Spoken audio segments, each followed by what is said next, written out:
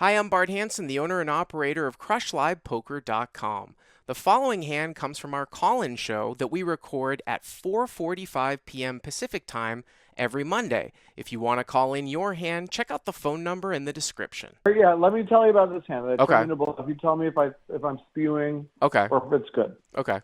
So we're playing 5-5 in a home game. It's going to be 5-10, but we decided to start out at 5-5 because we're only four-handed. Okay. Some guys haven't showed up. Okay. So villain has 1,000 and I cover, and Okay. the button straddles to 10, and he opens the cutoff.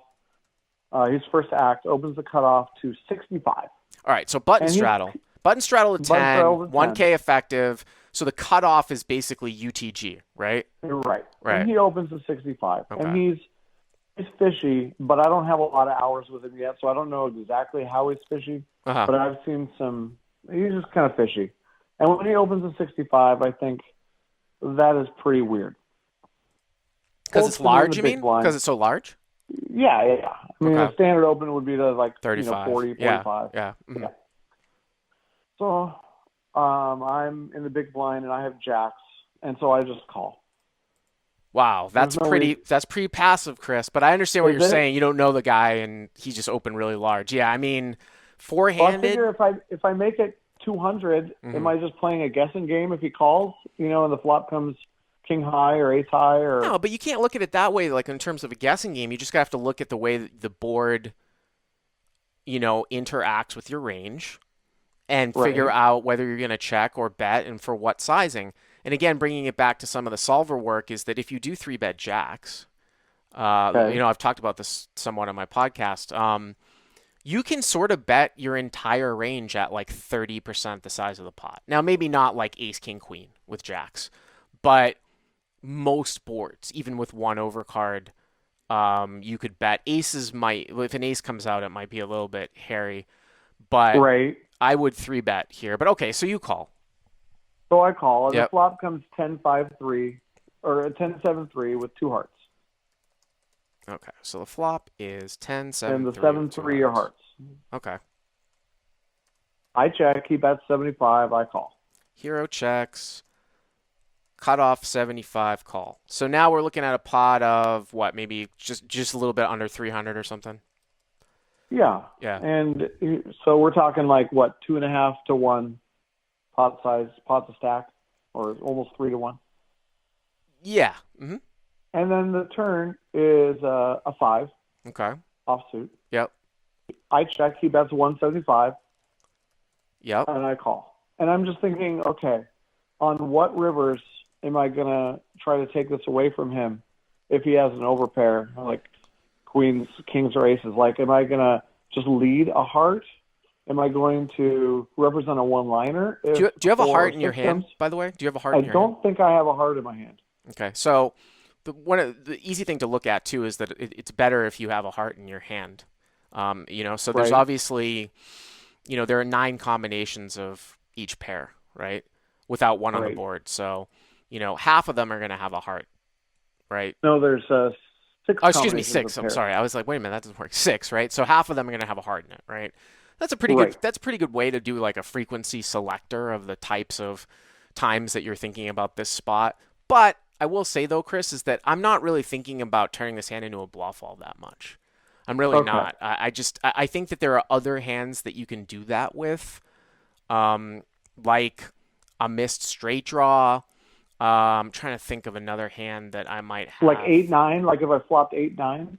Yeah, like clubs. Yeah, like 8-9. A check call, and then bluff a heart.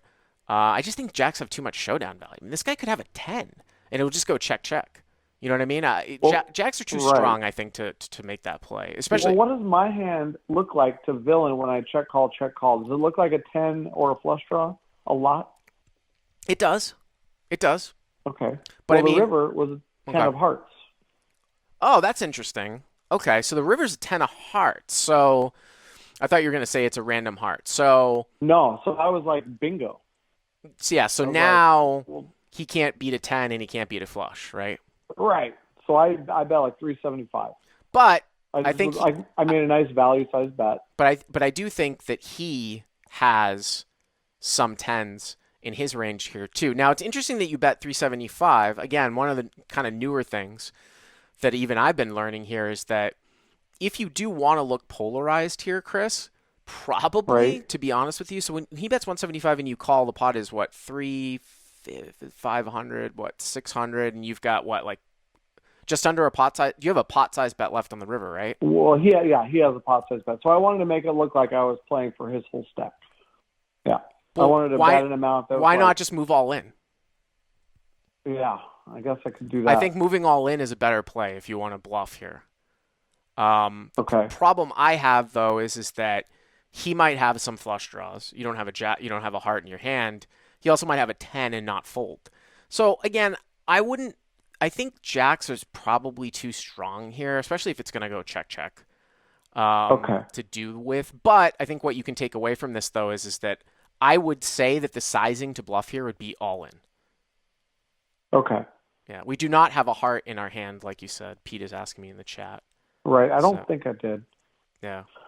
So I bet 375, and he thought about it. He actually thought about it for, I don't know, 20 seconds. And then he called. He had queen 10 offsuit. He's got a 10. That's what I'm saying. You know what I He mean? did Like, have a 10. yeah. So, you know, it is I what mean, it it is is. what it is, but, Yeah. you don't think about, when you have Broadway cards and you flop top pair, you're not thinking about if someone bets into you twice and looks like they have a value hand, you don't start thinking about how you're going to take it away on the river too often. You just think about, bet sizing on the river and whether or not you're going to No, I do. call. Well, for again, you're not the term Fifth Street Chicken. We're not using it in Right, the way that right, I had talked about it before, right. but it's still interesting. No, That's I right. do think about those things, but I usually think about Mm-hmm. those things when I have a straight draw Mm-hmm. and how I'm going to bluff like front or flush cards. Probably not with Mm-hmm. this hand. You know what I mean? Not with like top pair, right?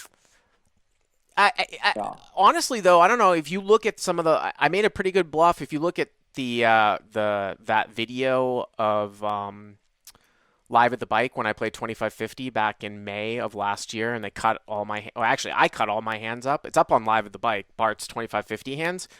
Okay. You see that I turned an ace into a bluff against Armenian Mike after check calling turn, where I knew that his bet size when he was in position was indicative of an ace, but I was getting pot odds and I called with like ace deuce.